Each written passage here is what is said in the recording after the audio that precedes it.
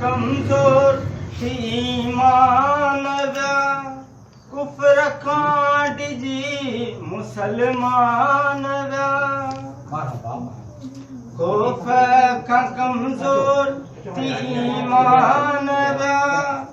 कुफर कांड जी मुसलमान के बर में मुरसल जो ऐलान आए बर में मुरसल जो ऐलान आए अली कुल जो कुल ईमान आए रसूल खुदा जो फरमान आए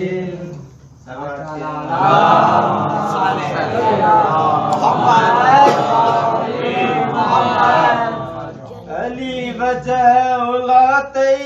अली ऐन लाते अली करम लाते अली सेफ लाते अली वजह उलाते अली ऐन लाते अली करम लाते अली सेफ लाते अली शाह मर्दान यजदान आहे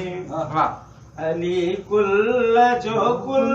ईमान आए रसूल खुदा जो फरमान आए माशाल्लाह माशाल्लाह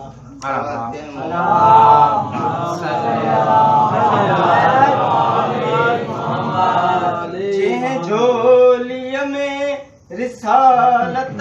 पलिया उन झोलिय में विलायत जह झोलिय में रिसालत पलिया उन झोलिय में विलायत पलिया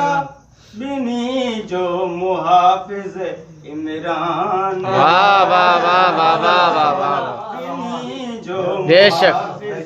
इमरान वाह सही वाह अली कुल जो कुल ईमान आए रसूल खुदा जो फरमान आए मोहम्मद वाले मोहम्मद बुलंदर चला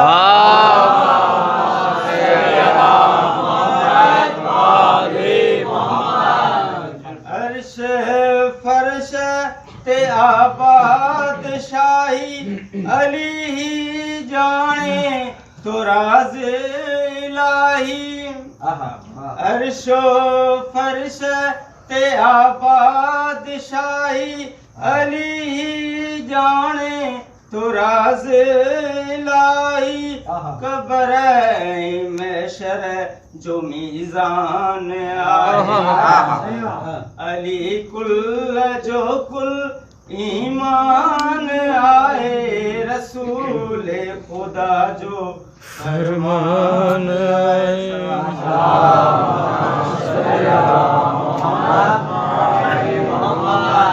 काबे जी अजमत अली जे अचासा फिजाउन में गूंजन कसीदा अली जा काबे जी अजमत अली जे अचासा फिजा में गूंजन कसीदा अली जा हसरत मौला वाह वाह वाह वाह शान आहे हसरत मौला जो बड़ो शान आहे अली कुल जो कुल ईमान आहे रसूल खुदा जो फरमान आहे जियो जियो अच्छे अली के इश्क में दिल का जुनून बोलता है मुश्किल के सफर में सुकून बोलता है मेरे अली के फजाइल का मौजज़ा देखो ज़ुबान के साथ हिलाली खून बोलता है।